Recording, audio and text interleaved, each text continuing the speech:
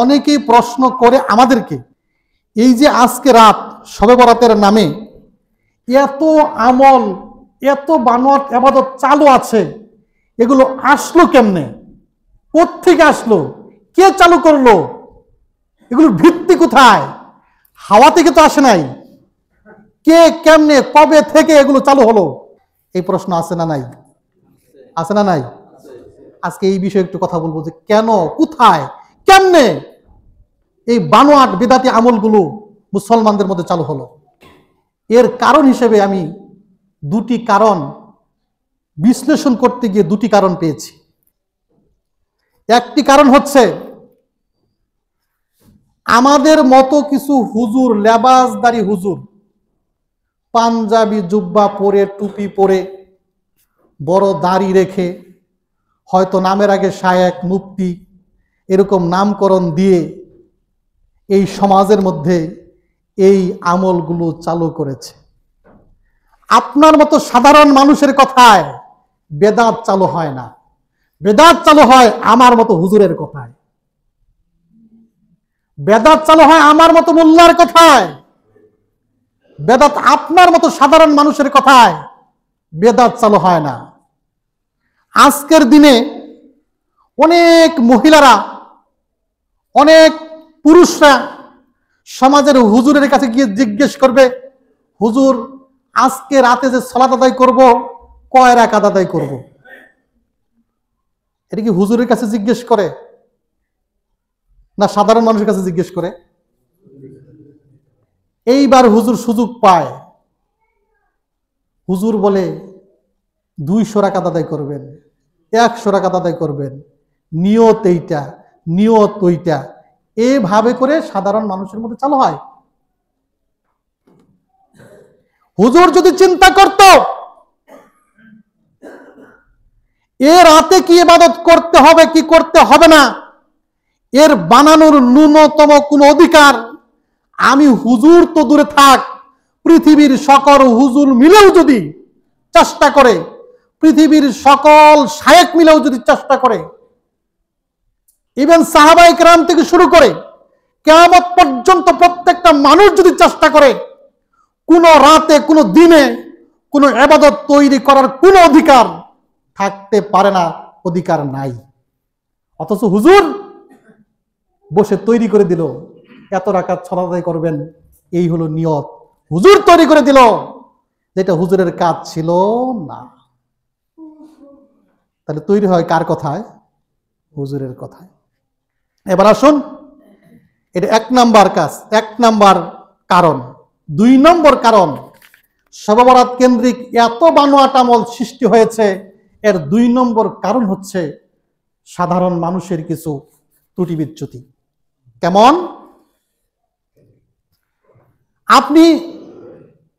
আপনার কোন ইসলামিক পড়াশোনা নাই, ঠিক আছে মানলাম। আপনি কোন হুজুর না, আলেম না, শায়েখ না, মানলাম। কিন্তু আপনি যখন বাজারে গিয়ে আলু কিনেন, আপনি তো পচা আলুটা কিনেন না। আপনাকে যদি জিজ্ঞেস করে দোকানদার যে ভাই আলু তো নিতেছেন, বেছে বেছে নেওয়া যাবে না, ভালোগুলো নেওয়া যাবে না, শুধু ভালোগুলো নেওয়া যাবে না, পচাগুলো নিতে হবে, আপনি কি বলেন? যে এত টাকা কেজি আলু কিনছি, পচাগুলো আমি নিব কেন? আপনি যখন মাছ কিনতে যান, টিপ দিয়ে দেখেন মাছটা নরম না শক্ত। আপনি যখন কাপড় কিনতে যান, কাপড়টা একদম থান থেকে খুলে দেখেন কাপড়ের মধ্যে কোনো ত্রুটি বিচ্যুতি আছে কিনা, কোনো ছিঁড়া ফাটা আছে কিনা, আপনি চেক করে দেখেন। আপনি অল্প টাকায় ভালো মাছ কিনেন, অল্প টাকায় ভালো সবজি কিনেন, বাজারে যখন নতুন সিম আসে 200 টাকা কেজি হলেও 250 গ্রাম কিনেন, কিন্তু অন্য তরকারি 20 টাকা কেজি হলেও ওটা তো কিনেন না। তার মানে আপনি ভালো মন্দ বুঝেন না। সাধারণ তরকারিটা কেনার সময় আপনি যেই পরিমাণ যাচাই বাছাই করেন, শুধু একটা খাবার কিনতে সময় আপনি যে পরিমাণ যাচাই বাছাই করেন, আর আপনাকে আল্লাহ রাব্বুল আলামিন এত দামি একটা জান্নাত দিবেন, এত কষ্টের জায়গা জাহান্নাম থেকে কিয়ামতের ময়দানে আপনাকে বাঁচাবেন, যে আমলের বিনিময়ে আল্লাহ রাব্বুল আলামিন সে জাহান্নামের কষ্ট থেকে মুক্তি দিবেন, অবারিত সুখের জায়গা জান্নাত আপনাকে দান করবেন, যে জান্নাতে আপনি ঢুকবেন আর কোনোদিন বের হতে হবে না, যেই জান্নাতের নেয়ামত অপরিসীম, যেই জান্নাতে আপনি ঢুকবেন যুবক হয়ে, যেই জান্নাতের মধ্যে অপরিসীম নেয়ামত থাকবে, সেই নেয়ামতের মধ্যে আমি বসবাস করবেন, কিন্তু সেই জান্নাত পাবেন কোন আমল দিয়ে, সেই আমলটাকে আপনার একটু চেক করা দরকার আসলো না নেই? ছিল না নাই? অবশ্যই অবশ্যই আপনার চেক করা দরকার ছিল। এই যে আমলটা আমি করব, এই যে আবাদতটা করব, যেই হুজুরে বলছেন আবাদতটা করার জন্য, হুজুর কিন্তু জিজ্ঞেস করা দরকার, হুজুর আপনি যে আমাকে বললেন এত রাকাত সালাত আদায় করতে হবে, আপনি যে আমাকে বললেন আজকে শবে বরাতের রাত গোসল করতে হবে, আপনি যে আমাকে বললেন আজকের সিয়াম পালন করতে হবেই, আপনি কোথায় পেলেন, আমাকে দলিল দেন। এই জিজ্ঞাসাটুকু আপনার করা দরকার ছিল না? ছিল না নাই? কিন্তু আপনি জিজ্ঞেস করলেন। অতীব দুঃখের বিষয়, আজকে সন্ধ্যার সময় আমাদের মা বোনেরা আছে না এখানে? মা বোনেরা, অতীব দুঃখের বিষয়, আজকে সন্ধ্যার সময় মা বোনেরা ওই নিজের বাড়ির তাক হতে কয়েকটা বই বের করবে। এর মধ্যে একটা বইয়ের নাম হচ্ছে মুকসুদুল মুমিনিন, আরেকটা বই আছে নাম হচ্ছে আমলে নাজাত, আরেকটা বই আছে 12 চাঁদের ফজিলত। আজকে এগুলো বের করবে, বের করে দেখবে কি কি কর্মসূচি। কর্মসূচি আজকে গোসল করতে হবে, কর্মসূচি আজকে হালুয়া খেতে হবে, কর্মসূচি আজকে রুটি খেতে হবে, রাতের বেলা এত রাকাত সালাত আদায় করতে হবে। সেই বইটা পড়ে পড়ে আজকে ইবাদত করবে। ওই মা বোনদেরকে বলতে চাই, আপনি যে বই পড়ে পড়ে আপনি যে আমল করা শুরু করে দিলেন, একটি বার আপনি জিজ্ঞেস করেছেন কোন আলেমকে যে এইগুলো কি রাসূল সাল্লাল্লাহু আলাইহি ওয়াসাল্লাম দিয়েছে, না এইগুলো কোনো বাটপার, কোনো ভ্রান্ত হুজুর, দ্বীনের সাথে ষড়যন্ত্রকারী, বিদআতের উদ্ভবকারী কোন লোক এগুলো লিখেছে, এই বইগুলো লিখেছে? আপনি কি একটি বার তদন্ত করার চেষ্টা করেছেন কিনা? আজকে তো উন্মুক্ত বিশ্ব, নেটে সার্চ দিলেও বক্তব্য পাওয়া যায়। আপনি একটি বার দেখতেন সারা বিশ্বের যত বড় বড় আলেম আছে তারা কি বলে। নট বাংলাদেশ, শুধু বাংলাদেশ দেখা দরকার নাই, সারা বিশ্বের আলেমরা কি বলে একটিবার দেখলেও কিন্তু বুঝতেন না। আপনি চোখ বন্ধ করে আমল করেন, আপনি চোখ বন্ধ করে ওইটাই বিশ্বাস করেন। কেন? অন্য ক্ষেত্রে আপনি চালাক, দিনের ক্ষেত্রে আপনি বোকা। দুনিয়ার ক্ষেত্রে আপনি চালাক, দিনের ক্ষেত্রে আপনি বোকা সাজেন। অন্য ক্ষেত্রে আপনার চোখ কান খোলা থাকে, কিন্তু দিনের ক্ষেত্রে চোখ বন্ধ করে আমল করেন কেন? যাচাই করার চেষ্টা করেন না কেন? সম্মানিত উপস্থিতি, আমি আজকে এই বিষয়টা আলোচনা করব। আমাদের মতো হুজুররা আজকের এই রাতকে যে শবে বরাত হিসেবে পালন করে, বিভিন্ন বেদাতি আমল করে, এগুলো কিভাবে হুজুররা চালু করেছে একটু জানা দরকার আছে না নাই?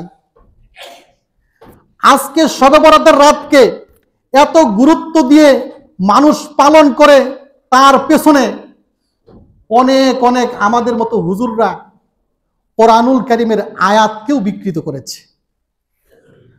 কোরআনুল কারীমের আয়াতের যে তাফসির, ভ্রান্ত তাফসির করে মানুষকে বুঝিয়েছে, আজকের রাতের মর্যাদা বুঝিয়েছে। এবং আজকের রাত এত মর্যাদা কেন, সেটি কোরআনুল কারীমের আয়াত থেকে তারা বিকৃত তাফসির করেছে। সাধারণ মানুষ করছে না হুজুররা করছে? কথা বলেন, সাধারণ মানুষ করছে না হুজুররা করছে? কোরআনুল কারীমের সূরা দুখান 3 নম্বর আয়াত, আল্লাহ রাব্বুল আলামিন বললেন, ইন্না আনজালনাহু ফি লাইলাতিন মুবারাকাতিন ইন্না কুন্না মুনদিরিন। আল্লাহ রাব্বুল আলামিন বললেন, নিশ্চয়ই আমি মুবারক রজনীতে, রজনী মানে কি? আপনারা কি রাগ করছেন আমার উপরে? তাহলে উত্তর দিবেন, রজনী মানে কি? নিশ্চয়ই আমি মুবারক রজনীতে, বরকতময় রজনীতে কোরআনুল কারীমকে নাজিল করেছি। কোরআনুল কারীম নাজিল করেছেন কে? আল্লাহ সুবহানাহু ওয়া তাআলা। নাজিল করেছেন মুবারক রজনীতে। এই আয়াতের তাফসির অনেক হুজুর যারা শবে বরাতকে প্রতিষ্ঠা করতে চায় তারা বলে থাকেন এই আয়াতের মধ্যে মুবারক রজনী বলতে এই শবে বরাত অর্থাৎ শাবান মাসের মধ্য রজনীকে বোঝানো হয়েছে। তাহলে মুবারক রজনী বলতে হুজুরা বলতেছে কাকে বোঝানো হয়েছে? এই 14ই শাবান দিবাগত রাত। ইন্না কুন্না মুনদিরিন, আর নিশ্চয়ই আমি, অর্থাৎ আল্লাহ তাআলা বলতেছেন নিশ্চয়ই আমি সতর্ককারী। ফিহা ইফরাকু কুল্লু আমরিন হাকিম, আর এই রজনীতে, এই রাতে বান্দার যত বিধান, যত হুকুম, বান্দার ভাগ্য, রিজিক, হায়াত, মউত সকল কিছুই আল্লাহ তাআলা এই রাতের মধ্যে নির্ধারিত করেন। এখন এই আয়াত তেলাওয়াত করে তাফসির করলে তাহলে শবে বরাত মানতে কোনো আপত্তি আছে সাধারণ মানুষের? বলছে কোত্থেকে? কোরআন থেকে। আবার জনগণকে ওই হুজুরা বলেও থাকে সাবধান, কোরআন পড়বেন ঠিক, অর্থ ছাড়া পড়বেন, তাফসিরের কাছেও যাবেন না। বলে না? আপনারা জানেন না, আমরা জানি, আমরা ওই সমাজে বড় হয়েছি। কোরআন পড়বেন কিন্তু অর্থ পড়বেন না, তাফসির পড়বেন না, পড়লে আপনি ভ্রান্ত হয়ে যাবেন, ভুল পথে যাবেন, এরকম প্রেসক্রিপশন দেয়। সুতরাং মুসল্লিরা কোরআনের তাফসির পড়ার দিকে যায় না, অর্থ পড়ার দিকে যায় না। এখন হুজুর যা তাফসির করছে তাই সঠিক, তাই মানতে বাধ্য। কিন্তু আপনারা এই আয়াতের যে তাফসির, সামান্যতম কোরআনুল কারীমে পড়নেওয়ালা, অর্থে পড়নেওয়ালা যারা আছে তারাও বুঝতে পারবে। আল্লাহ রাব্বুল আলামিন এই আয়াতটা যে বললেন, এই আয়াতে সত্যিই কি এই মুবারক রজনী বলতে শবে বরাত রাত বোঝানো হয়েছে? আমি আপনাদেরকে পয়েন্টটা ধরাই দিচ্ছি। প্রথম কথা হচ্ছে, আল্লাহ সুবহানাহু ওয়া তাআলা বললেন মুবারক রজনীতে আমি কোরআনুল কারীম নাজিল করেছি। প্রথম কথা হচ্ছে, আপনার উত্তর দেন তো, কোরআনুল কারীম কোন মাসে নাজিল হয়েছে? সবাই বলছেন না বাকি আছেন? সবাই বলেন কোন মাসে নাজিল হয়েছে? এটা কি মুসলমানের মুখস্থ না? তাহলে কোরআনুল কারীম কি শাবান মাসে নাজিল হয়েছে না রমাদান মাসে নাজিল হয়েছে? এটা তাফসির কাটা গেল। তাফসির কি করলো? কাটা গেল। সূরা আল কাদার আল্লাহ সুবহানাহু ওয়া তাআলা বলছেন ইন্না আনজালনাহু ফি লাইলাতিল কাদর, নিশ্চয়ই আমি কোরআনুল কারীম নাজিল করেছি লাইলাতুল কদর, সম্মানিত রাতে। তাহলে এই আয়াতের মধ্যে আল্লাহ রাব্বুল আলামিন দিনটাকেও, রাতটাকেও স্পষ্ট করে দিলেন। সেই রাতটা শবে বরাত না শবে কদর? দিনও নির্দিষ্ট, মাসও নির্দিষ্ট। আর হুজুর বোঝাচ্ছে নাজিল হয়েছে কোন মাসে? শাবান মাসে। রাতও নির্দিষ্ট করতেছে কোন রাতে? শবে বরাতের রাতে। আপনি তাফসির ঘেটে দিবে, দেখবেন পৃথিবীর যত তাফসির আছে, সূরা দুখানের 3 নম্বর আয়াতের পৃথিবীর যত তাফসির আছে, তাফসির ইবনে কাসির বলেন, বর্তমানে যত তাফসির আছে, তাফসির হাসানুল বয়ান, এরপরে তাফসিরে মাযহারি, তাফসিরে তাবারি, যত তাফসির আছে প্রত্যেকটা তাফসিরের মধ্যে মুফাসসিররা একমত এই মুবারক রজনী বলতে এই শবে বরাতের এই রাত 14ই দিবাগত রাতকে বোঝানো হয় নাই, এটা বলতে বোঝানো হয়েছে লাইলাতুল কদর অর্থাৎ শবে কদরের রাতকে বোঝানো হয়েছে। তাফসিরের মধ্যে শুধুমাত্র একটি রাওয়ায়াত পাওয়া যায়, তাও একজন তাবির, তার নাম হচ্ছে ইকরিমা। ইকরিমা শুধু বলছে যে মুবারক রজনী বলতে এই 14ই দিবাগত রাতকে বোঝানো হয়েছে। কয়জন বলছে? সে কি রাসূল সাল্লাল্লাহু আলাইহি ওয়াসাল্লাম বলছেন? সাহাবায়ে কেরাম বলছেন? মাত্র একজন তাবি। আর যত সাহাবী তাবি যারা আছে প্রত্যেকেই স্পষ্টভাবে বলেছেন কোরআনুল কারীম নাজিল হয়েছে লাইলাতুল কদরে এবং সেটা রমাদান মাসে, এবং কোরআন নিজেই তার তাফসীর করে দিচ্ছে। তাহলে চোখ বন্ধ না করি একটু যদি চিন্তা করতাম আমরা, তাহলেই ভ্রান্ত হুজুর ধরা কঠিন হতো না সহজ হতো? সহজ হয়ে যেত। এবার আসুন, এর পরের আয়াতে আছে ফিহা ইউফরাকু কুল্লু আমরিন হাকিম।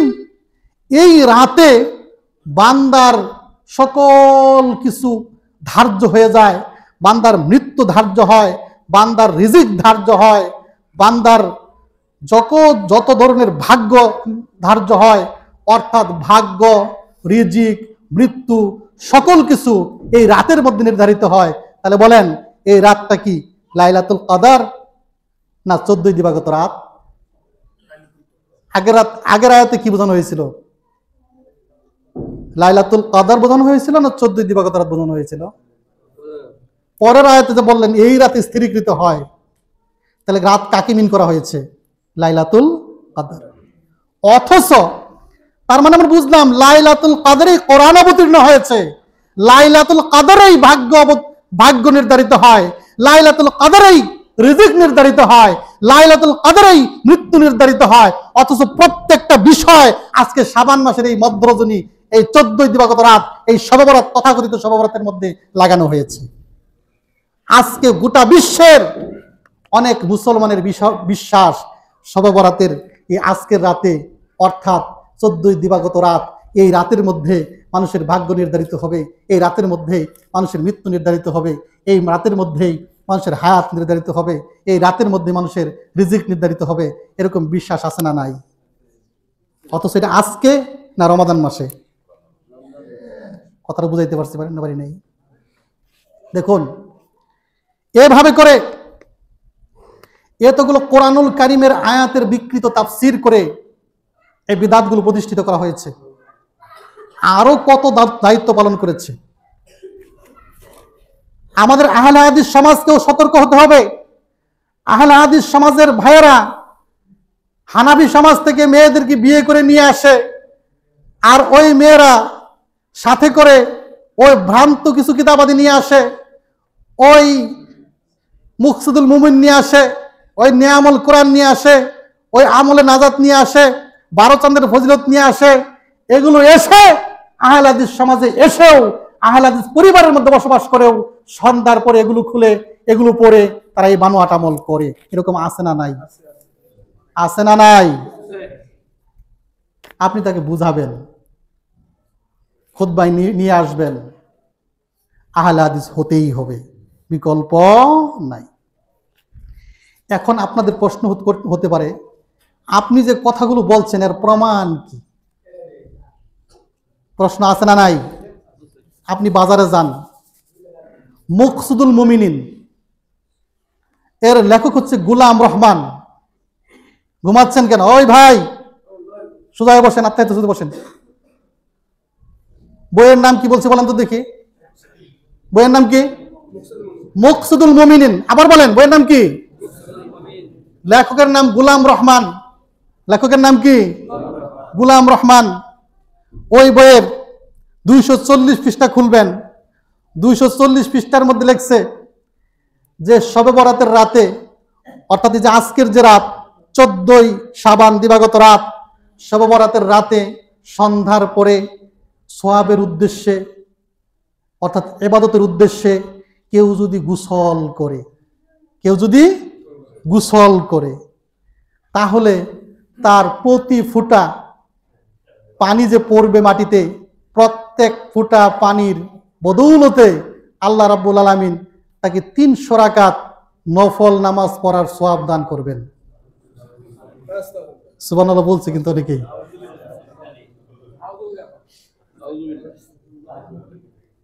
এরকম কোন ফজিলত বলার কোন অধিকার এই গোলাম রহমানকে দেওয়া হয় নাই। গোলাম রহমান কোন ইবাদত বানানোর অধিকার তোমার নাই। গোলাম রহমান ফজিলত বলার অধিকার তোমার নাই। অথচ তুমি কোন বেটা, তুমি নিজেই ইবাদত তৈরি করলা, নিজেই ইবাদতের ফজিলত বয়ান করলা, আর ইবাদতের মধ্যে গোটা মুসলিম সমাজকে তুমি ডুবিয়ে দিলা। অথচ বইটা মানুষ মনে করে ইসলামিক বই।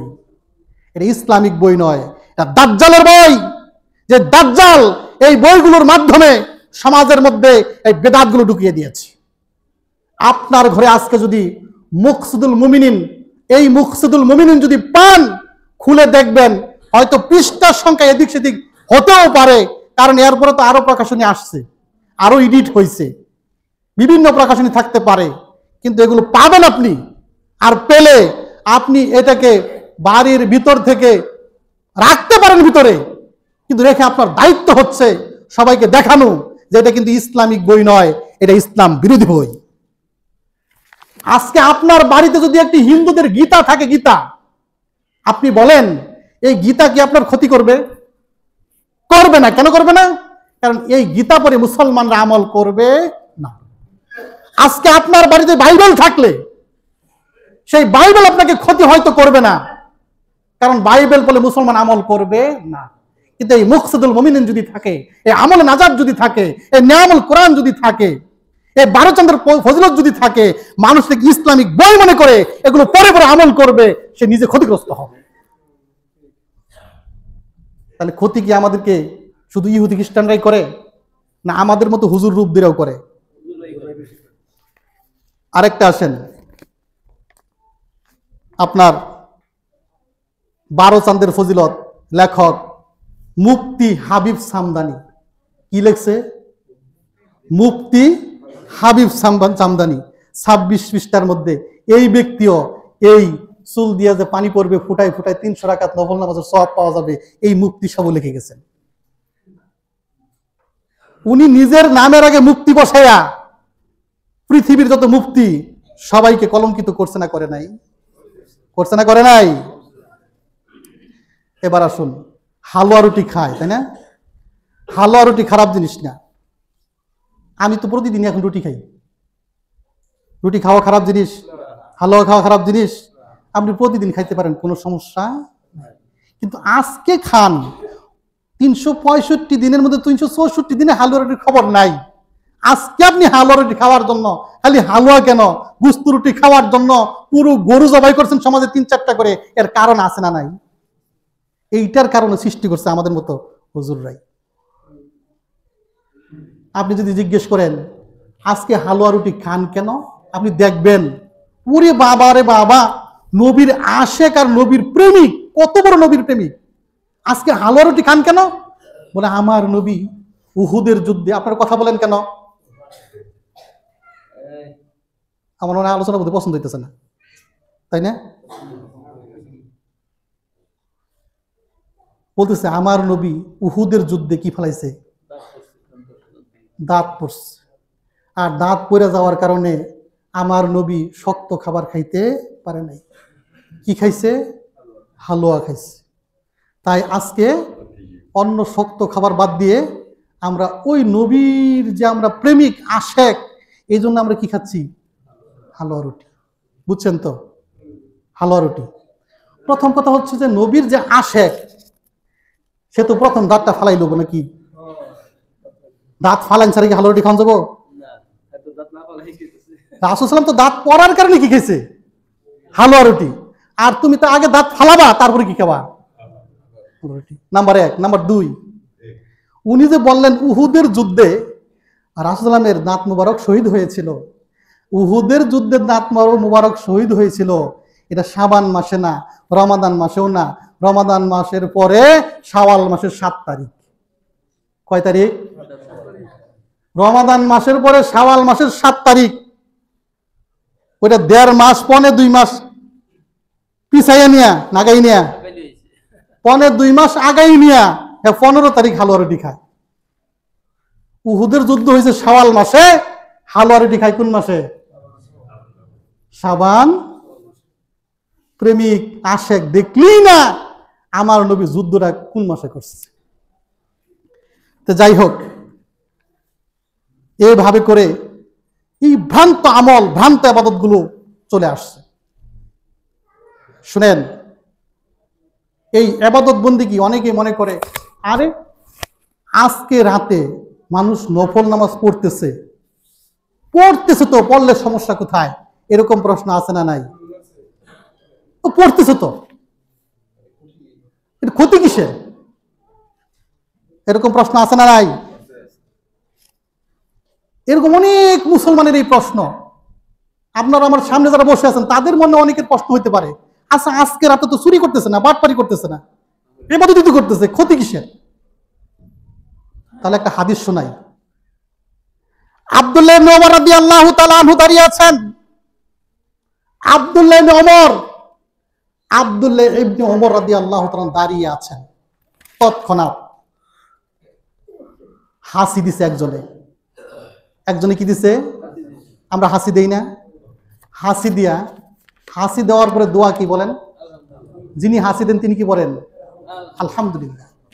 যিনি হাসি দিয়েছেন তিনি হাসি দেওয়ার পরে বলতেছেন আলহামদুলিল্লাহি ওয়াসসালাতু ওয়াসসালামু আলা রাসূলিল্লাহ। আলহামদুলিল্লাহর পরে যে পড়ছে এগুলো কি?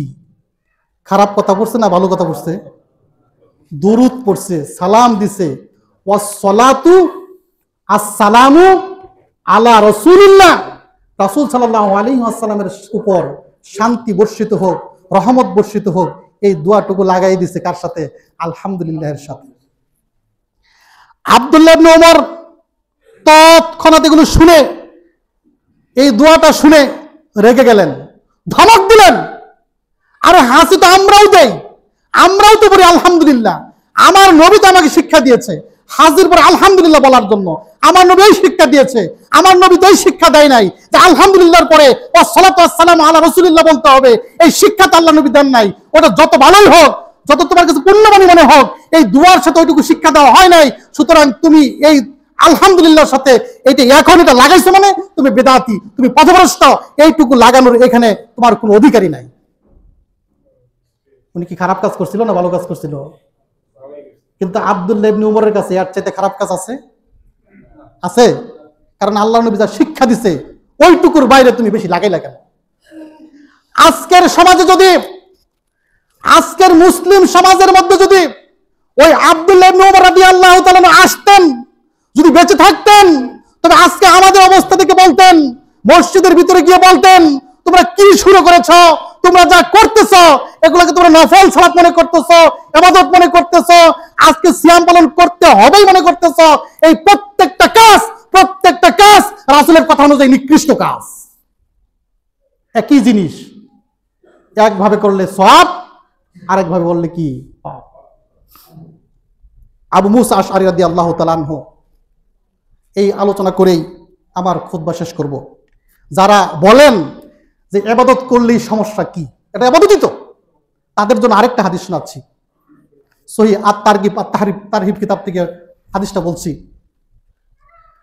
আব্দুল্লাহ ইবনে মাসউদ রাদিয়াল্লাহু তাআলা আনহু কুফার গভর্নর, ইরাকের কুফা গভর্নর বুঝেন তো, শাসক।